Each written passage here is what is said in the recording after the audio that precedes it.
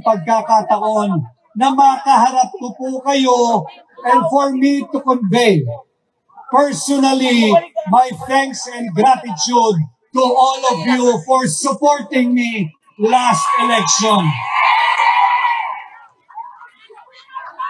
In my heart of hearts, I know I've won.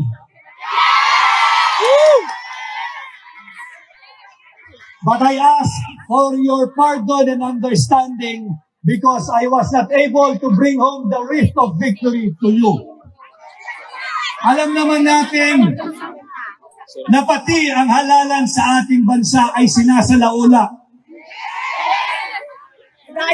Hanggang ngayon, hindi mapaliwanag ang 17 million overvotes. Ang tanging sagot lamang ng nangangasiwa sa ating COMELEC, technical glitch. Sa lahat ng questionableng pamamaraan at prosesong nasaksihan natin noong halalan, ang sagot ng chairman ng COMELEC, technical glitch. Nagtatago si Chairman Technical Glitch